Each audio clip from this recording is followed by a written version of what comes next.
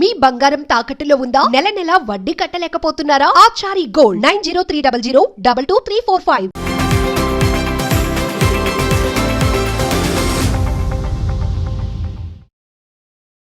నమస్తే, welcome to our channel. నేను మీ దిలీప్.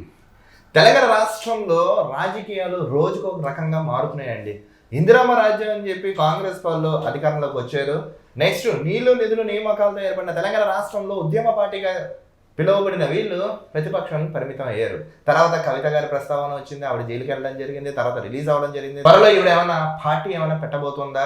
అసలు తెలంగాణ రాష్ట్ర రాజకీయాల్లో ఏం జరుగుతుందో, అసలు వీళ్ళు వెనకాల ఏముంది? ఈరోజు ఈ యొక్క టాపిక్ పై మనతో ఉన్నారు సీనియర్ జర్నలిస్ట్ ముఖేష్ గారు. ముఖేష్ గారు, ఇప్పుడు చెప్పండి, అసలు తెలంగాణ రాష్ట్రంలో ఏం జరుగుతుంది? అసలు తండ్రి మీద అలిగిన కూతురని ఒక వాదన కూడా వినిపిస్తున్నాయి. ఏం జరుగుతున్నాయి అంటే కొంచెం క్లుప్తంగా వివరించండి మీరు. సో తండ్రి మీద కూతురు అడగలేదు, కూతురి మీదనే తండ్రి అలిగిండు. ఇది పెద్ద ముచ్చట. అయితే విషయం ఏంటంటే, కేసీఆర్ గారికి కవిత ఇండివిజువల్ అవ్వడం నచ్చలేదంట. సో అమెరికా నుంచి వచ్చిన తర్వాత డాడీని కలుద్దామని 2-3 సార్లు అనుకుందంట. అంటే కేసీఆర్ గారిని కలుద్దామని అనుకుందట. బట్ అయినా ఏం రెస్పాన్స్ ఇవ్వలేదంట. ఈ మధ్య కాలంలో మళ్ళోసారి కలుద్దామని ట్రై చేసిందంట, అయినా కూడా రెస్పాన్స్ ఇవ్వలేదట. కేసీఆర్ చాలా మొండివాడు, అంతకు దగ్గ బొంత అన్నట్టు. కూతురు కూడా చాలా మొండిది, ఎవరికి మై కిసిసి కమ్ నహి, నేను ఎవరికంటే తక్కువ కాదు అన్నట్టు. సో కేసీఆర్ గారు తెలిసిన విషయమే, అతని పక్కన ఎంత పెద్దవాళ్ళు ఉన్నా, అది కొడుకైనా కూతురైనా ఎవరైనా సరే, అలిగాడంటే కొన్ని రోజులు దూరం పెడతాడు. సో ఇప్పుడు కూతురు విషయంలో కూడా అదే జరుగుతుంది.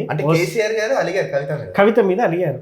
ఎందుకంటే కనీసం డాడీ నేను ఇలా చేస్తున్నాను కనీసం చర్చించకుండా, ఏం చేయకుండా తనకు తాను సొంత నిర్ణయాలు తీసుకోవడం, ఆ తర్వాత లేఖ బయట పెట్టింది అదంతా వేరే విషయం. మరోసారి పోయి, నాన్న నేను రాసిన లేఖ ఇలా బయటకు వచ్చింది, ఏంటి పరిస్థితి, ఏం జరుగుతుంది, నాకు కూడా పార్టీలో కొంత సముచిత స్థానం కావాలని చెప్పేసి ఆవిడ అడిగిన మాట వాస్తవమే. కానీ సార్ ఏం రెస్పాన్స్ ఇవ్వలేదు కేసీఆర్ గారు. ఎందుకు అని అంటే, గతంలో జరిగినటువంటి లిక్కర్ కుంభకోణం కేసు ఏదైతే ఉందో దానివల్ల పార్టీకి చాలా డ్యామేజ్ అయిందని చెప్పేసి కేసీఆర్ కొంత కవిత మీద అసంతృప్తిగా ఉన్నారని చెప్పేసి పార్టీ వర్గాల్లో చర్చ జరుగుతుంది. అదేవిధంగా ఫామ్ హౌస్ వర్గాల్లో కూడా చర్చ జరుగుతున్నటువంటి విషయం. ఏది ఏమైనప్పటికీ కూడా అందుకోసమనే కవితని సరిగ్గా రెస్పాన్స్ ఇవ్వకపోవడం, లేకపోతే సరిగ్గా మాట్లాడకపోవడం, ఇదంతా జరుగుతుందని చెప్పేసి కొంత బీఆర్ఎస్ వర్గాల్లో జరుగుతున్న చర్చను మాత్రమే నేను మీకు చెప్పదలుచుకుంటున్నా. అదేవిధంగా చూసుకున్నట్టయితే ఈ 2-3 రోజుల నుంచి కూడా ఒకసారి కేసీఆర్ గారిని కలిసే ప్రయత్నం చేస్తే కేసీఆర్ గారు ససైమిరా అంటున్నాడు, నేను ఇప్పుడు కలవా చూద్దాంలే అన్నట్టుగానే మాట్లాడుతున్నట. అసలు ఎవరికైనా ఉంటుంది కన్నపేగు బంధం. మరి కేసీఆర్ ఎందుకు ఇలా చేస్తున్నారు అనేది కూడా ఒక క్వశ్చన్ మార్క్గా మిగిలింది. సో మరి ఇంకో ముచ్చట ఏంటంటే, బీఆర్ఎస్ 3 ముక్కలు అవుతుందట, దాని తర్వాత ఇది కేసీఆర్ పన్నిన వ్యూహమేనట, దీనివల్ల మళ్ళీ అధికారంలోకి రాకపోతున్నారంట.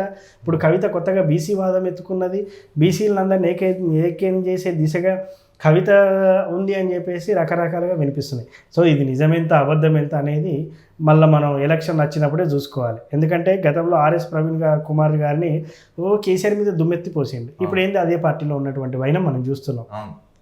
అంటే అక్కడ ఉన్నటువంటి దళితుల ఓట్లని క్యాచ్ చేయడానికి ఆర్ఎస్ ప్రవీణ్ కుమార్ గారిని పార్టీ పెట్టించాడని చెప్పేసి విపరీతమైన, అంటే బీఎస్పీలో జాయిన్ చేయించి అన్ని వర్గాల్ని క్యాచ్ చేసే ప్రయత్నం చేసిందని చెప్పేసి గతంలో ఒక చర్చ కూడా జరిగింది. సో ఇదంతా గతం.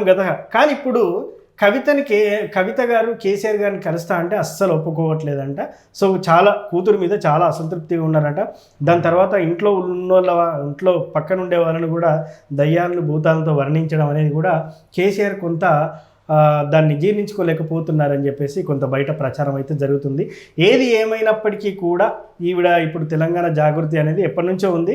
ఇప్పుడు మళ్ళీ దాన్ని తెరపైకి తెచ్చే ముందు ఒకసారి వాళ్ళ నాన్నతో డిస్కషన్ చేస్తే బాగుంటుంది అని చెప్పేసి కొంతమంది ఎవరైతే ఉన్నారో సన్నిహితులు, ప్రముఖులు, వాళ్ళు ఈవిడకి సజెషన్ ఇచ్చారట. బట్ అవన్నీ బేఖాతరు చేయకుండా ఇలా సొంత నిర్ణయం తీసుకుందని చెప్పేసి ఒక ప్రచారం అయితే జరుగుతుంది. దిలీప్, ఇప్పుడు కేసీఆర్ ఆడిస్తున్న వ్యూహం అంటున్నాను, నిజమే అంటారా? సో చెప్పలేం. ఇప్పుడు 2 రకాల వార్తలు వస్తున్నాయి.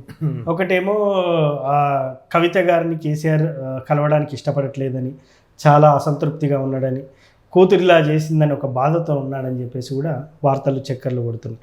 సో ఇంకో విషయం ఏంది, ప్రత్యర్థులు ప్రత్యర్థులు ఎవరైతే ఉన్నారో ఇటు కాంగ్రెస్ వాళ్ళు బీజేపీ గారు కానీ కావాలని ఇట్లా మూడు ముక్కలాట ఆడుతుండే కేసీఆర్. దాని తర్వాత హరీష్ రావును కూడా వేరే పార్టీ పెట్టే ఆలోచన ఉంది. అది అంతా నిజమో అబద్ధమో తెలియదు, ఇట్లా బయట ప్రచారం జరుగుతుంది. సో ఇలా మళ్ళీ అధికారాన్ని చేజిక్కించుకునే అవకాశం చేస్తున్నారని అంటున్నారు. కానీ ఇవన్నీ ఫాల్తు మాటలు, బక్వాస్ మాటలు. కేసీఆర్ తలుచుకుంటే 1,00,000 జనాలనైనా 1,00,00,000 జనాలనైనా ఆయన స్పీచ్తోనే ఏకం చేయగలడు. ఆయనంత వాక్చాతుర్యం ఉన్నటువంటి వ్యక్తి. సో ఇలాంటి చిన్న చిన్న స్కెచ్లు ఆయన ఏమి వేయడు. చెప్పలేము ఇంకా ఏం జరుగుతుంది అనేది పార్టీ వర్గాల్లో చెప్పలేము. ఇంకొకటి అలగడం సొంత కూతురిగా అలగడం ఎందుకంటారు అసలు? అంటే ఒకటండి, ఇప్పుడు కేటీఆర్ని పక్కన ఉన్నట్టు ఇప్పుడు కుటుంబంలో ఉన్నటువంటి వాళ్ళని కదా దయ్యాలు భూతాలను తిట్టింది. ఎవరుంటారు? కూతుర్ని దగ్గర రానియకుండా చేయకుండా ఎవరుంటారండి? బట్ ఇక్కడ ఒక మెయిన్ రీజన్ ఏంటంటే ఆ లిక్కర్ స్కామ్ కేసులో ఇరకడం వల్లనే కవితని కొంచెం అంటిముట్టనట్టుగా ఉండడం, దూరం పెట్టడం, పార్టీకి పెద్ద డ్యామేజ్ అయిందని ఆ పార్టీ వర్గాల్లో జరుగుతున్న చర్చ అయితే జరుగుతుంది. ఇంకొకటి ఏంటంటే ఇప్పుడు కవిత ఇప్పుడు పెట్టిన జాగృతి ఏదైతే ఉందో దానికి ఏ బీఆర్ఎస్ కార్యకర్త కూడా సపోర్టివ్గా లేడు. అసలు ఆ దరిదాపుల్లో కూడా బీఆర్ఎస్ వాళ్ళు లేరు. మొత్తానికి ఎవరైతే తెలంగాణ జాగృతి స్టార్టింగ్ నుంచి ఉన్నారో వాళ్ళు మాత్రమే కవిత వింటున్నారు. మొత్తానికి ఇండివిజువల్ అయినటువంటి పరిస్థితిని మనం చూస్తున్నాం. ఇప్పుడు ఇలా వీళ్ళు సఖ్యత అయిపోతారు. పొద్దున కేసీఆర్ గారు ప్రభుత్వం ఏం ఫామ్ చేయగలుగుతారు? సో అట్లని కాదు, లాస్ట్ మూమెంట్లో ఇప్పుడు రాజకీయాలలో శాశ్వత మిత్రులు శత్రువులు ఉండడం మనం ఎన్నోసార్లు చూస్తాం. కూతురేనా, దాని తర్వాత లాస్ట్కి మళ్ళీ డాడీ అని అంటే ఏదైనా ఉంటుంది కదా కన్నపేకి బంధం. మళ్ళీ కూతురు మీద ఏ తండ్రికైనా ప్రేమ ఎక్కువనే ఉంటుంది. అది అందరికీ తెలిసిన విషయం. చెప్పాను నాకు కేటీఆర్ కన్నా కవిత ఎక్కువ ఇష్టం అని చెప్పాడు కదా. అదే సో చెప్పలేము, లాస్ట్ మూమెంట్లో మళ్ళీ ఏకమైపోవచ్చు, తను ఆశించినది ఏదైనా ఇవ్వచ్చు. సో ఇంకొక అపవాదు కూడా వినిపిస్తుంది, అది నిజమెంతో అబద్ధమెంతో. పార్టీలో సముచిత స్థానం మనం ఇందాక అనుకున్నాం కదా, వర్కింగ్ ప్రెసిడెంట్ ఇవ్వలేదని ఇదంతా అలక అని చెప్పేసి ఒక ప్రచారం అయితే జరుగుతుంది. సో మరి కవిత నిజంగా చెప్పాలంటే బీఆర్ఎస్ పార్టీలో ఎంత కష్టపడ్డ వ్యక్తి, తెలంగాణ ఉద్యమం సమయంలో అందరినీ ఐక్యమత్యం చేసింది. ఈమె బలం కూడా చాలా ఉంది. ఇప్పుడు కేసీఆర్ గారు ఎంతమంది జనాలను పోగు చేశారో అంతకన్నా రెట్టింపు కూడా ఆవిడ పార్టీ కోసం కష్టపడ్డ దాఖలాలు ఉన్నాయి. ఇప్పుడు టీబీజీఎక్స్ కానీ తెలంగాణ జాగృతి అని వివిధ సంఘాలు పెట్టి మహిళా విభాగం ఇలా పెట్టి అందరినీ ఐక్యమత్యం చేసిన ఘనత కవితకే ఉందని మనం చెప్పుకోవచ్చు. సో చూడాలి ఏం జరుగుతుంది. సో వ్యూయర్స్ మీకైతే ఎక్స్ప్లెయిన్ చేస్తాం, కేసీఆర్ గారు అడగడం ఏంటి ఇవన్నీ మీకు ఎక్స్ప్లెయిన్ చేశారు ముఖేష్ గారు. మీకేమనిపించింది ఈ వీడియోపై? మీ విలువైన అమూల్యమైన అభిప్రాయం కామెంట్స్ రూపంలో తెలపండి. ఏది ఏమైనా ఇది ఒక కంక్లూజన్కి వస్తే క్లియర్ అవుతుందని ప్రజలు సైతం అయితే అనుకుంటున్నారు. చూద్దాం ఇది ఎట్టిపోయి ఎట్టి తేలుతున్నాను. మరో టాపిక్ కలుద్దాం. నేను మీ దిలీప్, చూస్తున్నాను నా ఛానల్. నేను మీ Dilip with Mukesh. Thank you.